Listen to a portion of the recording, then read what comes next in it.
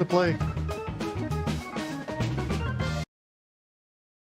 It is a small slate of games in the NHL here on a Wednesday, but we are here to break down 3 games, give you guys some props, best bets, promotional stuff, and all of that great stuff here on PuckTime. Carmine, Andrew, and Buster with you.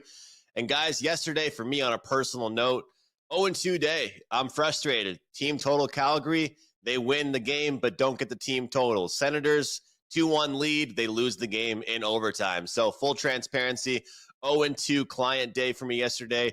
Did give out some winners here on PuckTime, but I'm not happy and I'm motivated and I got a big play loaded for tonight. Carm, how are you feeling? I hope you're feeling happier than I am. I'm a little bit frustrated, but how are you doing, Carm? And what games do we have to talk about today? Andrew, I'm never happy, man. I'm like the old man that yells at the clouds. We won a 2-1 day yesterday, a couple 2% winners, a loser with the Nashville Predators plus money. So pretty much it wiped out the night. No units up, no units down overall. 13-5 with the customer appreciation plays now after a loss yesterday. And we just regroup. A lot of winners on yesterday's card. I looked at what we gave out yesterday and looked at what I gave out yesterday, and everything hit with the exception of Dan and Carm driving to the Super Bowl. Bullet number 1 took a 3 bullets to the front tire in the third period as the Blues 4-2 lead. Come on, man. 4-2 lead, Jim Montgomery. You got to be able to protect those things. End up losing 5-4 in that one. But Andrew, we move on. Vancouver and Washington today. I'm losing my voice once again. It hasn't come back yet. Florida and Utah. Andrew's prop playlist. Calgary and the Los Angeles Kings. Kings 9 straight home wins in that one. And then we'll have some best bets for you guys. The bullet 2 of the get Dan and Carm to the Super Bowl will be tomorrow. There's only 4 games on the slate tonight. And as far as plus money plays, there's only one I really like, and I'll discuss it towards the end of the show. But with that said, man, closing line value has not been good in the NHL the last few days, last week, 2 weeks. I've been watching games that the line has been, the overnight line has been pounded on some of these favorites, and they're not coming in.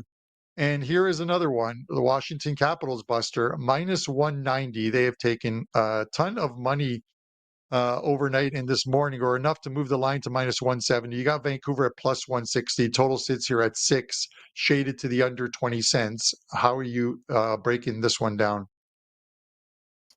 Yeah, thank you, Carmine. Yeah, that's these. You're right. Overnight, these teams are getting hit. A lot of more people are starting to maybe listen to us and start playing some games late at night, because you can get the better lines there, depending on what you like, obviously. To me, out of these 3 games that you picked, Carmine, this is definitely the toughest handicap, if you ask me. Washington's having a great season, no doubt about that, although they are 2-3 in their last 5. But these Canucks, I'm not sure what's going on with them. They're 1-4 in their last 5. And you mentioned about a team that's going to come up in LA, but Washington, talk about great teams at home. They are right now 13-4-3 on the season at home, 5-1 in their last 6. They play some great hockey at home. If you're going to get them, it's hard to get them at home, if you ask me.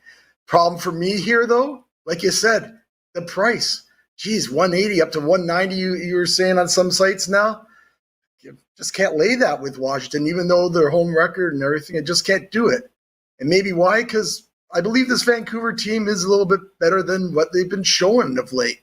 And as we all know, Vancouver, for whatever reason, these last maybe 2-3 years, they're a better road club. Bottom line, they play better on the road. You wouldn't know it the other night when my mighty Habs crushed them in overtime, but hey, they do play better on the road. They got Quinn Hughes back last game, and now he's got a game under his belt, so I think that helps here. Just a real tough game, because now Washington got to lay so much juice to play Washington. I don't even want any part of them in overtime. Guys that bet the the ties here, or the draws, as they say, might be a play there, but I'm definitely passing this side. That's for sure. As for the total, there's sixes there. I know right now DraftKings had maybe an hour ago 5.5 over 30 or over 35. That's a little bit too much juice. I do lean over if I get that 5.5. Maybe if it could come down to maybe 20 or so, because the Canucks have gone 5-2 to the over their last 7. Washington have gone 5-1 to the over in their last 6. And Washington are the highest scoring team per average on games. So they're almost averaging 4 goals a game. I think they're just like 385, I believe they are on a game. So you know that they can score goals. You know they love playing at home. So that might be the play there if you can get that 5.5. If it's at 6, I won't want no part of it. Definitely, as I said last week about a game, pass this side. If you get 5.5 over 20, I'd bet it over. Right, Buster. I have no thoughts on the total, Andrew, on this one, but I'm going to make a couple points and then a couple ways in which I would want to bet this. One's sort of a backup play, and then you tell me if what your thoughts are on that and what your thoughts are in the game as a whole. But obviously, you know what, this Washington team's playing extremely well. Minus 190. I don't want to lay minus 190 just because Vancouver's the type of team that sometimes they go on the road and they win. They can win games as dogs. I want to see Demko in goal, and I know he had some back spasms, and that stuff will happen when you are off, as long as he's been with that injury. But you know, he says it's something that is easy for him to deal with. I saw him listed as expected, but nothing confirmed. I would actually take a shot on Vancouver here at plus 160 because the plus money is so high in this one, in a game in which I don't think it should be this high. No disrespect to Washington Capital fans or the club, but plus 160 is too high. If Demko's in goal, I would take the plus 160 on this one. If he's not in goal, my backup play would be the over 3.5 shots on goal for Ovechkin. He is firing a lot of shots on goal. He sees Gretzky up ahead, that record. He's firing shots on goal. He is 11-4 to his shot total over the last 15 games. It's set right now at DraftKings at 3.5 minus 110 both ways. So minimal vig on this one. The Canucks don't allow a lot of shots, but again, the one caveat, Andrew, and I'm going to throw back to you on this one, is the noise in the dressing room. JT Miller and Elias Peterson. Demko says if we're winning, these guys wouldn't be fighting in the dressing room, but these guys are arguing in the dressing room because the team is struggling. Do you factor any of that in, Andrew, when you're trying to break down a game, or look at aside the fact that there's squabbling in the dressing room between players, and especially guys like JT Miller and Elias Pettersson? Oh, I mean, 100%. It's 100% a factor right now, Carmen. The funny thing is, you look at the statistics for the individual players, and it's clear as day. I mean, these guys have talked about it to the media individually. They've tried to kind of say, hey, there's nothing going on here. But look, if it's come to the point where it's been made publicized, if it's been publicized and people have talked about it this much, they've had to answer questions to the media about it. Clearly, it's a big deal. And I'll tell you one thing I've noticed, and I haven't talked about this in the prop segment, but this is kind of interesting here. When JT Miller had his leave of absence, it was for a few weeks. I think it might have been 2.5 weeks, somewhere around there. Elias Pettersson, or Elias Pettersson, however you pronounce his name, he had an unbelievable stretch while JT Miller was out. Well, what happened the last game? What happened against Montreal with Pettersson being out? JT Miller had himself a great game. It's almost like just two kids in the playground that just can't get along. These two guys play better when the other guy is not on the team. And the thing is right now for the GM of Vancouver is that he doesn't want to just take any offer that's thrown at him. It's actually been confirmed, Carl. I don't know if you saw this. Apparently, Mika Zibanejad was offered in a trade by New York for JT Miller 1-for-1 straight up. And Vancouver said, no, thank you. We don't want that trade. But it is kind of an issue right now with this Vancouver Canucks team. I completely agree with you. And one thing about the Capitals, guys, first of all, there's no such thing as overachieving for this team anymore. It just is who they are. I mean, this is a really good team at this point. They right now, the only way you can beat them is an overtime or a shootout. And then some of these letdown spots, sure, they will hit them. However, they have been strong at home, but as you guys both stated, one team strong at home, but one team's had a pretty good record on the road. I'm with you, Carm. I think the dog is alive in this one. Look, I'm not saying that this is a bet that I would, make every single night, but this is going to be a Vancouver team motivated off that loss against Montreal, where they did create all kinds of chances, but they also gave up a ton to Montreal. But I think this is going to be a spot here where Vancouver is motivated, they're focused, and they're playing a team in Washington over the last 3 weeks that ranks number 10 as far as expected goals against. So if you look at some of these numbers for Washington, the only thing that's really fallen off for them is not as much their scoring. It's been their expected goals against and kind of their defensive numbers. And I think one thing nobody really talks about enough for the Washington Capitals is their goaltending, right? I mean, Logan Thompson's been unbelievable. Both goalies have been great. And, when you start to see the goalie numbers slip up a little bit, the defensive numbers slip up a little bit, it creates chances for the opposition. So this is a spot where I think the underdog has a shot. But I'll tell you what, it's not really been a good season for anybody that wants to go against the Washington Capitals here this year. But I do think the Vancouver Canucks are a live dog here on the slate today. We'll see what they can do for us this evening. Buster, this game is kind of intriguing, and even though it usually might be kind of a lopsided game as far as the odds, Florida and Utah here in this one. We're going to talk about the Panthers and Utah Hockey Club. Utah coming off a road trip, 3 or 4 games, but Florida here, they've been struggling, but struggling against good teams, against teams that maybe you'd expect them to either, have tight games against or fall short. How do you feel right now about this Florida Panthers team, and any picks on this game, side or total? Yeah, Andrew, as you said, Florida hasn't been playing their best hockey. And you know what? Neither has Utah. We do like Florida in this one here. Utah has lost 6 of their last 7 games, but Florida have lost 2 out of their last they've gone 2-4, in their last 6. And as you said, they lost to Colorado 3-1 the other night. And, geez, they look terrible doing it too. So I got to believe there's a big bounce back spot here for Florida. Utah does play their first home game after a 4-game road trip, but that was Saturday was their last game. So they've had time to recover. So that doesn't mean as much as if it was 48 hours or something. So they have had time to get everything done and get ready for this one. Maybe a little rust there. But these teams have not played this year, although the Utah-Arizona team, Florida has beat them 6 of the last 7 games. So there's something there with the Panthers.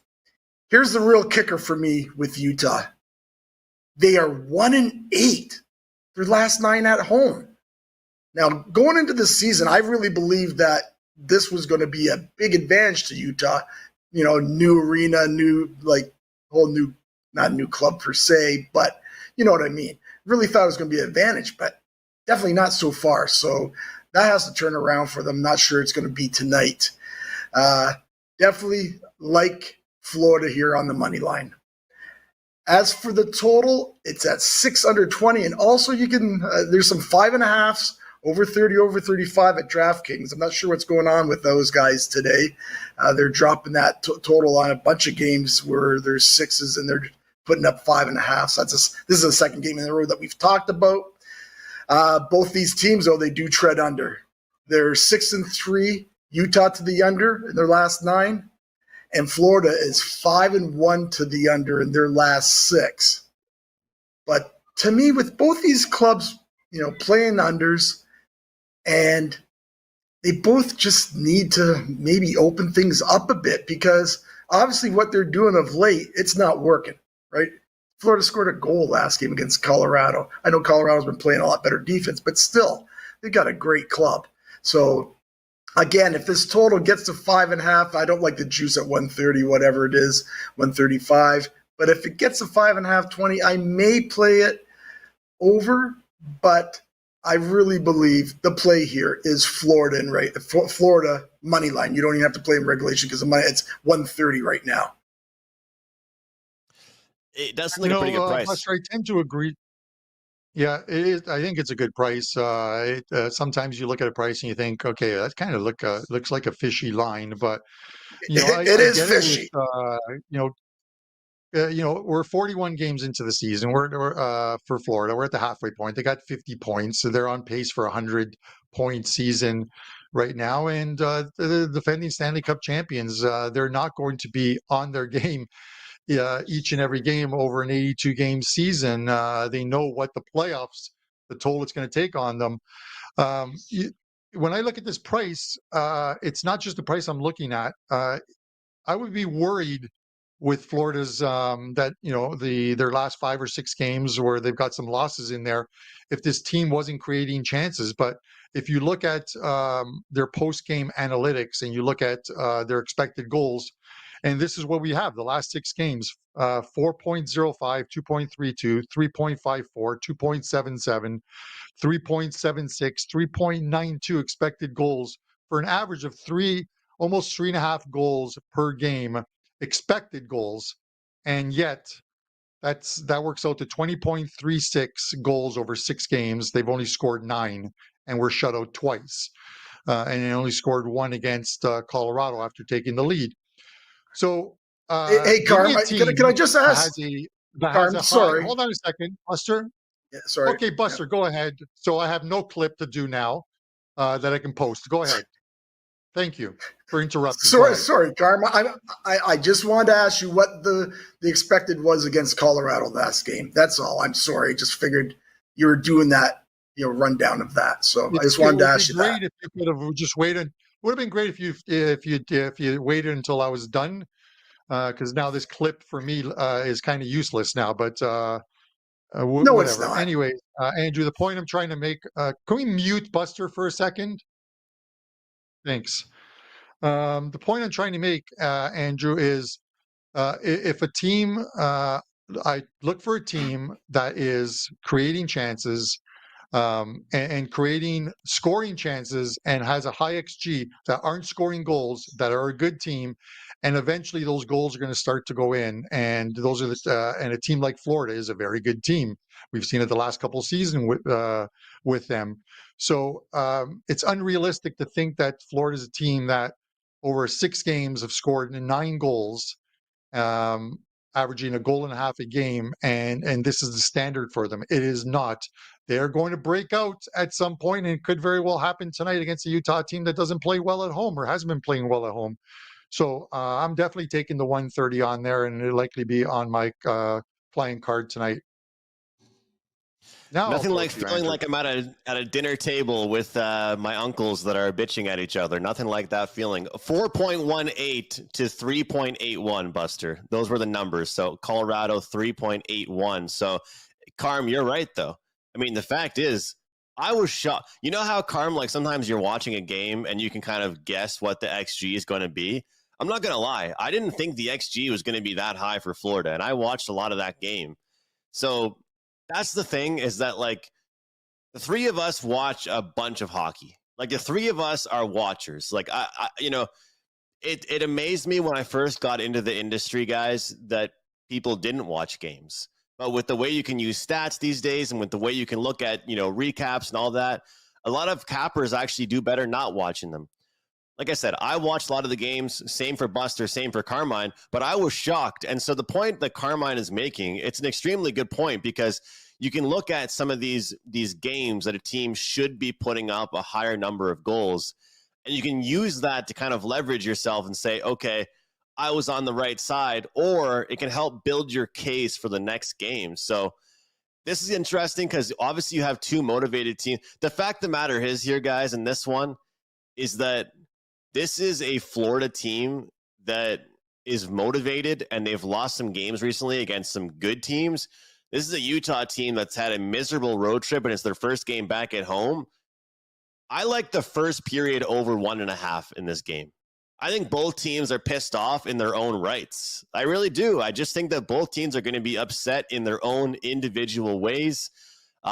With hopefully, Buster mentioned the new arena, or the change of scenery, I guess.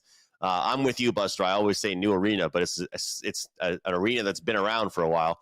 But this arena, I mean, I think that they're going to be getting a spark out of their home crowd. You'd at least hope so. Their road trip was disastrous. It just did not go well for them. But Florida, again, as Carm mentioned, with the 4 XG number in their previous game, and they only scored 1 goal.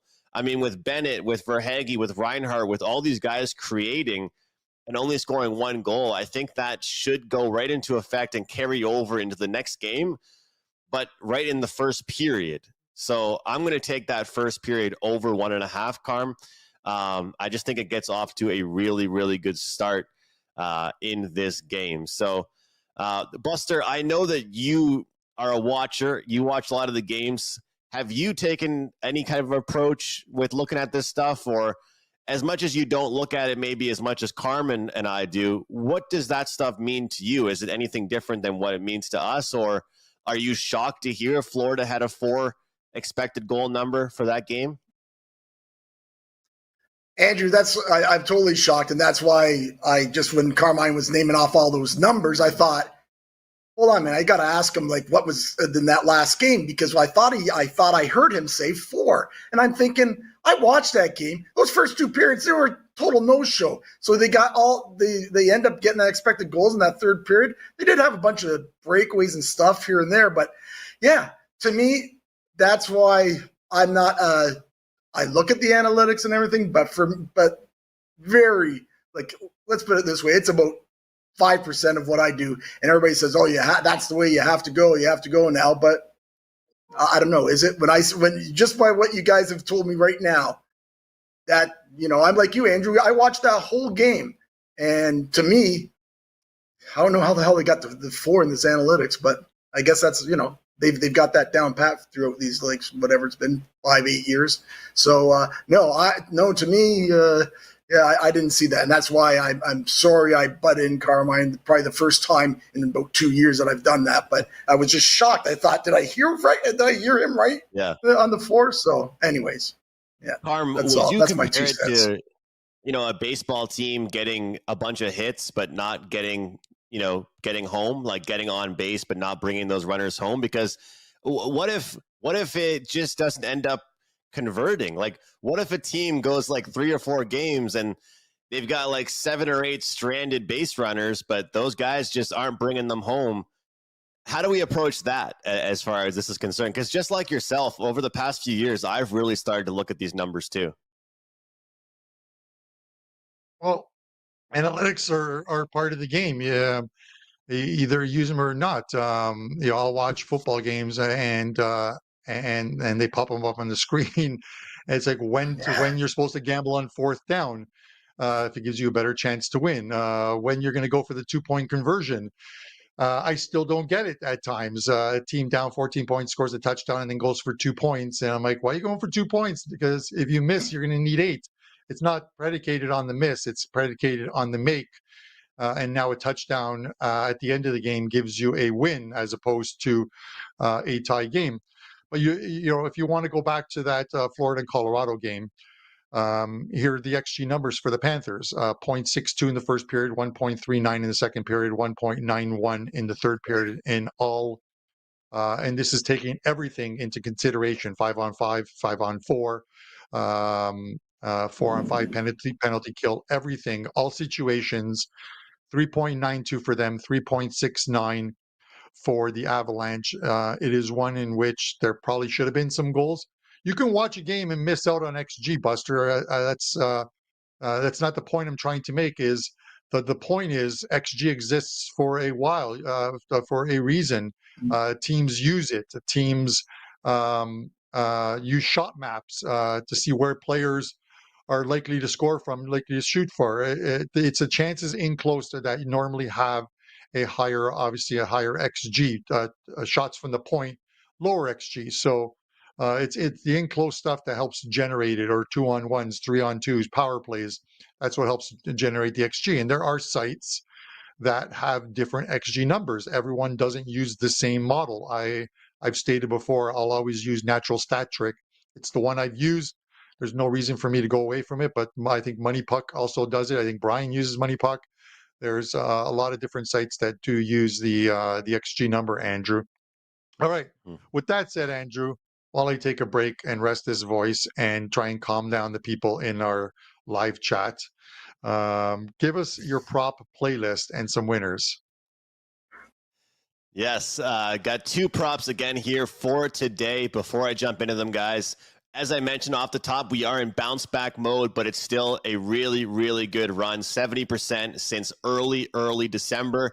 5% play goes tonight, number one at the website in the NHL for 5% plays on the season. So really, really looking forward to that tonight. You guys can use the promo code PUCK50, PUCK50, to take $50 off a 30-day NHL package over at WagerTalk.com. That's PUCK50 to take $50 off a 30-day package.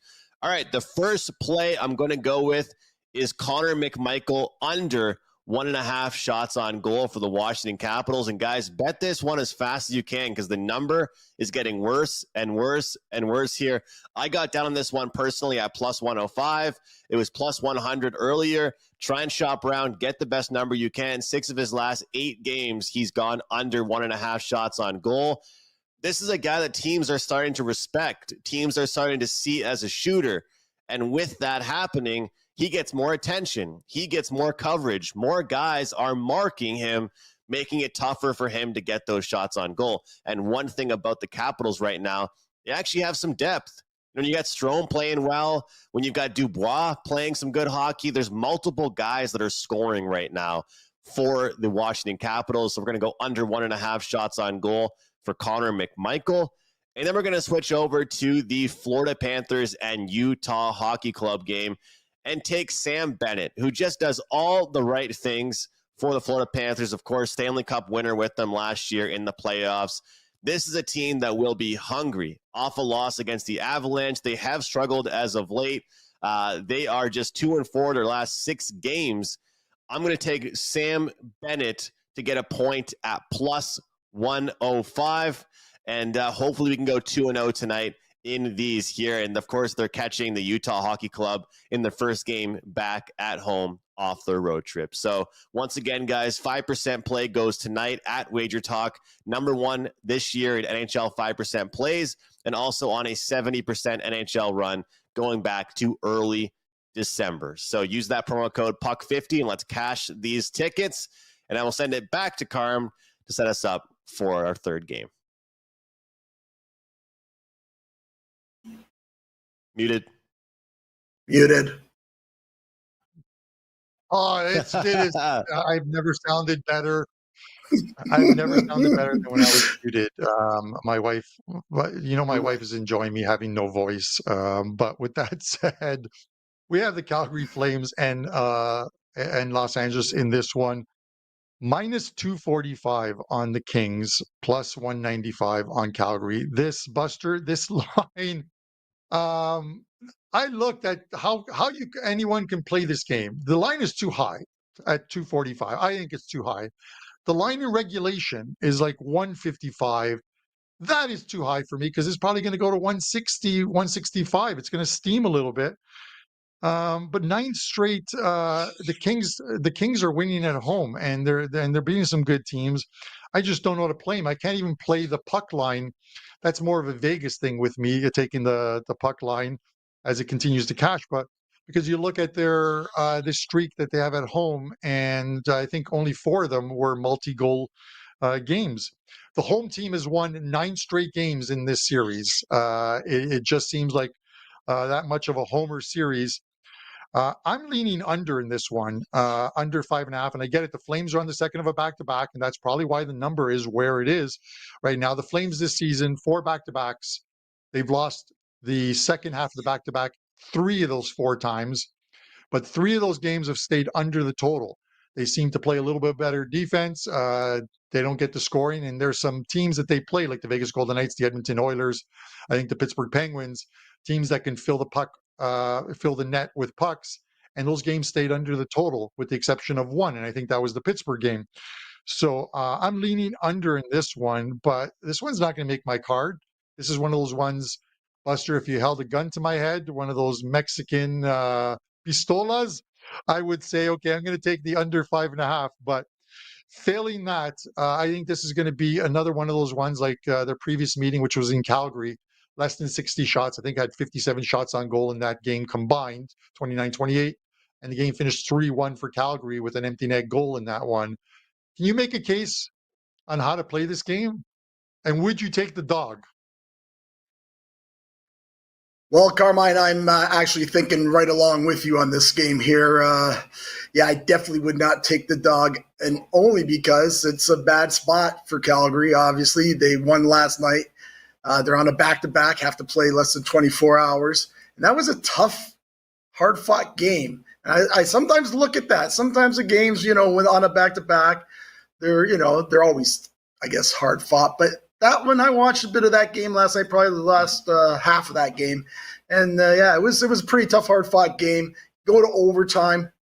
And the big thing was, and you guys talk about this a lot, it is the mother's trip for Calgary. They're just on a two-game road trip. And they took the mothers along with them, so they've got that win in. And now today, during the day, I'm going to assume, now this is all just, something that I put into, is that they're going to take Ma. They're in L.A., going, maybe go Rodeo Drive or whatever those big streets are in L.A. Dan, the producer, he knows he's probably on those streets all the time.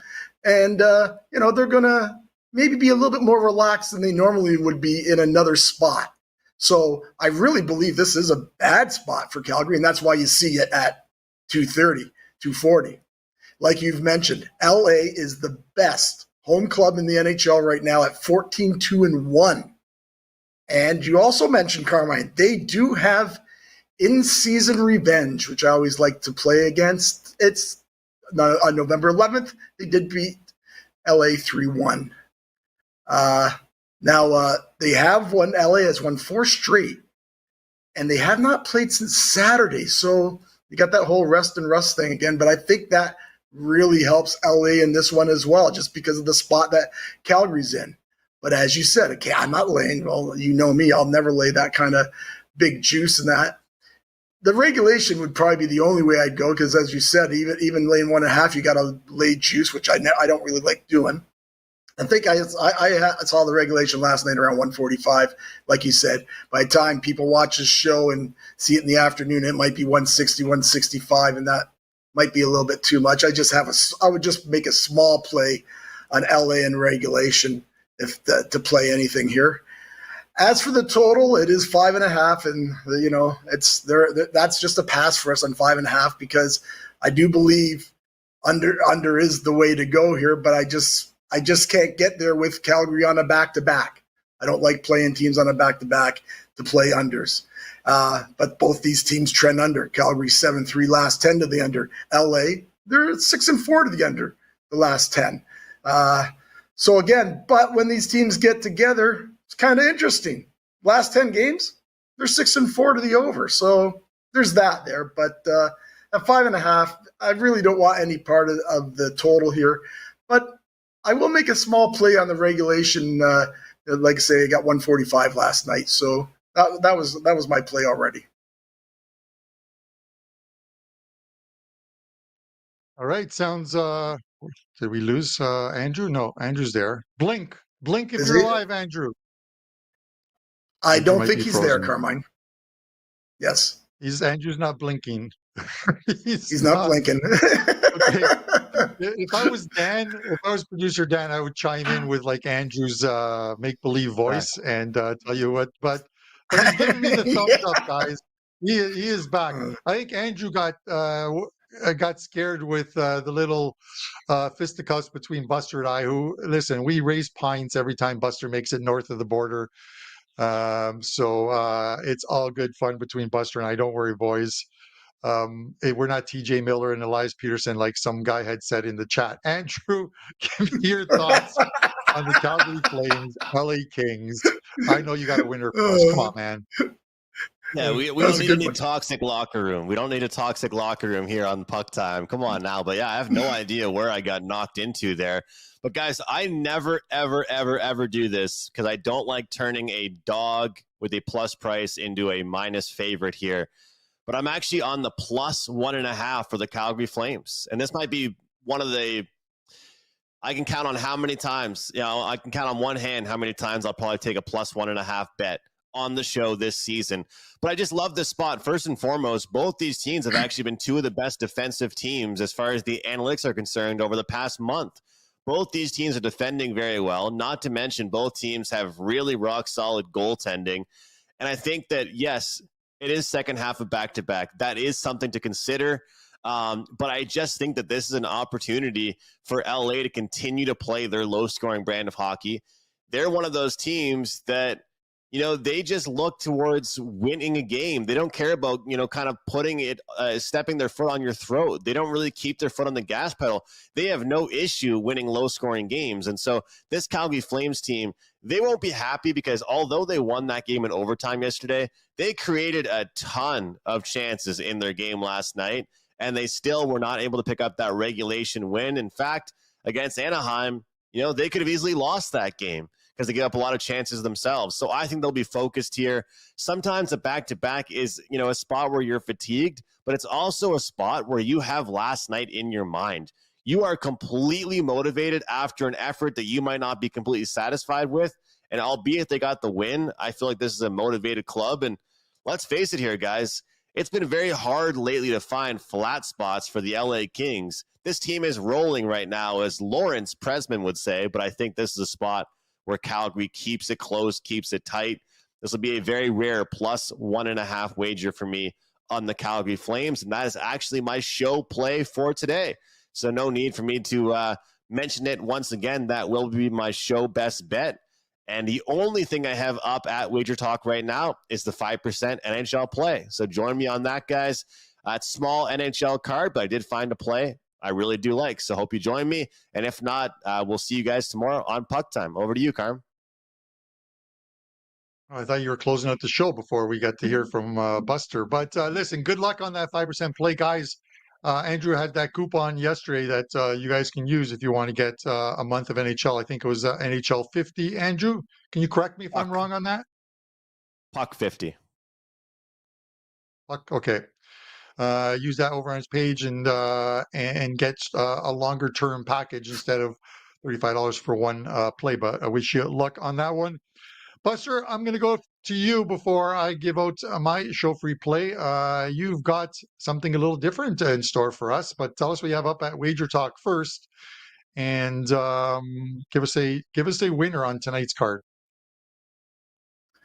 Okay, Carmine. Yeah, it hasn't been mentioned today, but we do have, like, for all the cappers at WagerTalk, there's a NFL playoff deal going on right now. Head on over to the site.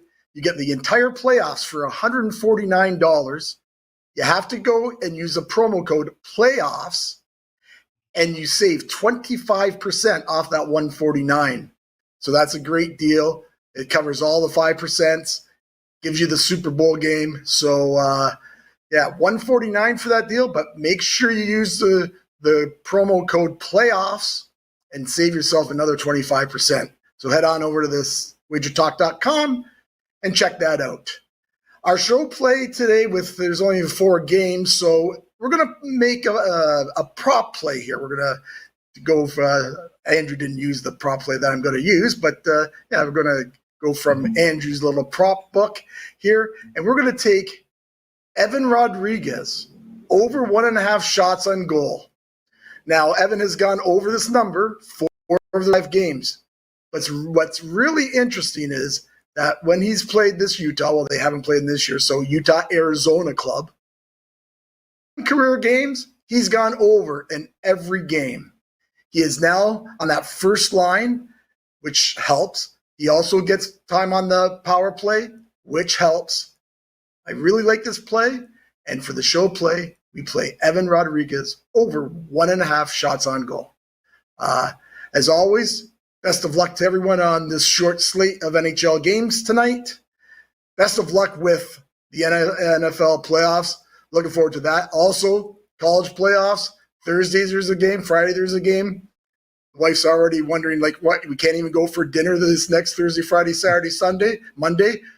Sorry, dear. No, I'll take you away next week. So, yeah, be a good day to be in, drinking some pops and watching some great football.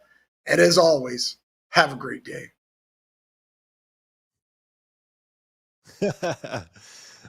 I love it. I love it. Carm is muted, so we won't get a chance to hear what he has to say. Yeah. No, Carm, close us out. Close us out, brother. Refresh button. Close us out. I still have my play, but give Buster some love. Head over to WagerTalk. Use that NFL one. I'm laughing. Like, let's give him some love, because he's got to get a new backdrop. Like my rods and cones, I can't just my eyes take about 2 hours to adjust after the show. I feel like I'm on Prez's edibles. But with that said, a couple plays up in the NHL for tonight. You'll find them over on my page, and then big play and plays up for the NFL this weekend. And I still have that NFL NHL promo going on, where you get the rest of the NHL season, and NFL is free. As far as my free play, I am going to go to the game we did not discuss, which is the Chicago Blackhawks Colorado Avalanche game, and I'm going to go over first period, over 1.5 minus 135. 14-5 for the Chicago Blackhawks at home to the first period overs, but an even better 9-1 their last 10 games at home to the over. These teams played in Colorado. The Blackhawks shocked them there. There was 5 goals scored in that first period between these two. Maybe a little bit of revenge here, but more importantly, the Avs called up Trent Miner, and he'll get the start tonight. He plays for the Colorado Eagles. 8-5-5 down in the minors, 247 goals against average, 903 save percentage. Going to be Mrazek for Chicago. Let's see some goals early on in this one and get out.